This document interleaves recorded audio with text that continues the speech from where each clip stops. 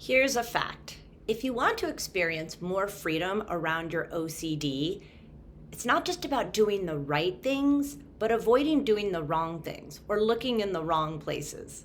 So today I want to debunk a few myths that I see people struggling with OCD making time and time again. When I'm working with clients, I often see them clinging to these myths that prevents them from finding greater peace. If I share them with you, I'm hoping you can avoid them. But before I get to that, I want to introduce myself. I'm Samantha, and I'm a certified change coach, helping people struggling with OCD and anxiety experience less doubt and worry so they can have more peace, happiness, and presence in their lives. But before I figured out some of the things that worked, there was a lot of places I looked that were not the right place, and that's what I want to share. So here are the top 3 mistakes I see people struggling to find relief around their OCD making.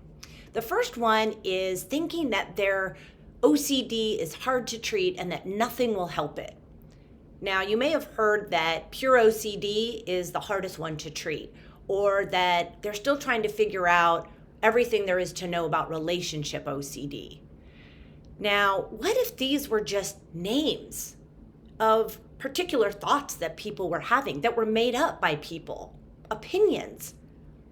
But what if they didn't actually mean anything? What if they were totally irrelevant to you finding a quieter mind? So it doesn't matter what type of OCD you're struggling with, whether that's scrupulosity or harm or contamination. Again, these may seem scary and tailor-made for you, but what if they're just thoughts and labels that people came up with to have this discussion? Now, the approach I share in my upcoming course, the OCD Peace Plan, is powerful because it works on a deeper level than any one condition. It helps you tap into that which is universal in all of us and get curious about the beliefs we've had about ourselves for so long. And what if the more we cling to this type of OCD we have, even believing we're special in some kind of way because of it, we're getting further away from seeing the ever-changing nature of thought. Now, the second mistake is people believing that looking into psychology or medication is the only way to help. Now, I have seen psychologists in the past, and I've taken medication, and they can definitely be helpful. But for me, it's not the only way. I've been able to see what's beyond psychology, or see that how psychology and our psychological experience is fleeting. Now, in my course, we're going to not be looking at the content of the OCD or where it came from or try to treat it.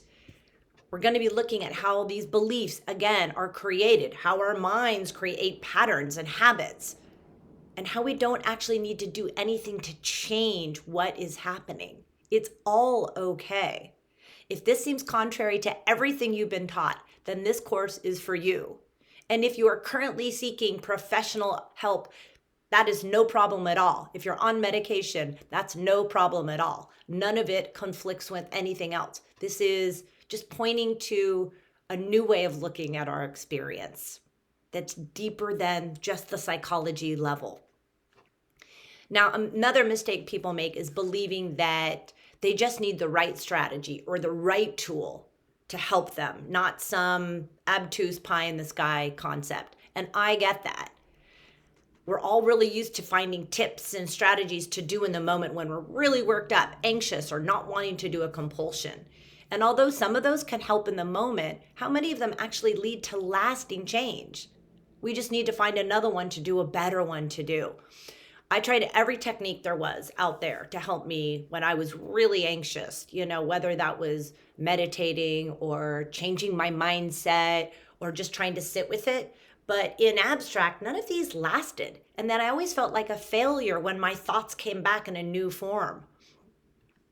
So techniques to quell our anxiety can definitely help, but especially if they're coming from a place of deeper wisdom, where we see that that's the natural next step we can take, as opposed to a life or death technique that we cling to solve our problem. So there's a difference in the place from which we're coming at to do a technique.